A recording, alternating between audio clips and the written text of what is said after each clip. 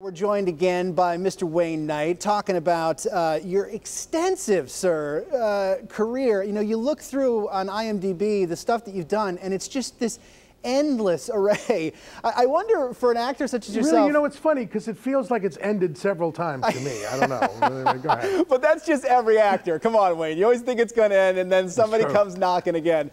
I wonder, you know, for an actor such as yourself, and please, I hope this doesn't come off wrong. I don't want you to take this the wrong way. But, you know, you're in so many recurring roles and so many walk-on roles and that sort of things where people just want you to come in. How often do you think it's the chance where you get to play a really kind of different character, and how much do you think it's they kind of want a persona that they've already known from another character that you have? Do you know what I'm trying to say there? Yeah, sure. I mean, I think that as actors, you know, you're basically a commodity. Right. And it's like, you know, no, I don't want a new sandwich. I want my old cheese sandwich. Right, going, right. All right, here it is. Here's your cheese sandwich. You know, every now and then you get a chance to play something completely different. But it's also good to try to work the chops around specific things that you do well and try to continue to do them well. So it's always a challenge. It's always fun. Yeah. You know, we talked earlier on the show about the annoyance of being so identified with something such as Newman and people saying, hello, Newman. I imagine, though, what's less annoying is that when women come up to you and they want to recreate the scene from Basic Instinct and show you their Sharon Stone. You know, move. that strangely doesn't happen as often as you would think. People are just saying, hey, can I sit down and spread my legs? I go, please, I've got to go. I've got to go.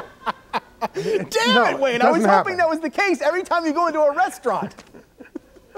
Well, but I've tried that, but I wind up in jail, so it doesn't really work out. I understand. Now, voice work. Come on, I've been a wannabe actor myself. I've done a little bit of voice work. You, my friend, have done tons of voice work. Be honest with us, level with us here today, especially since it's just on the net. That is the most cushy job an actor can have. You walk in, you read the lines into the mic, and you go home. Come on. Well, but you know. Yes.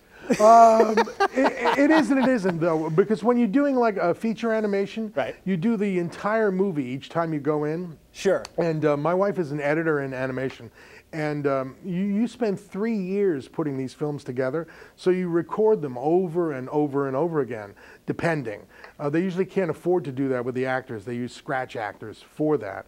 But you're alone in a room. It's like when I was doing Tarzan, Rosie O'Donnell and I were partners. I never saw her until the premiere. Right. You know, you're in a room, and they're marrying your performances together without you responding to the person at all. And so in that way, it's actually very challenging as an actor, right? It is challenging.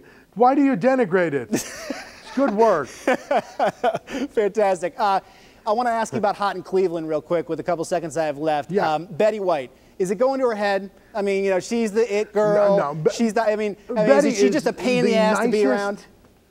She's the nicest human being you would ever meet. And you know how you can tell? How is that? Because you can just let 30 animals into a room and they'll all flock to her. You know, that's how I test it. I bring animals with me. Bring animals with you, and there you go. Well, it's a pleasure to speak with you, sir. We wish you the best of luck with the new show, The X's. Again, it's on TV Land at 10:30, premiering tonight.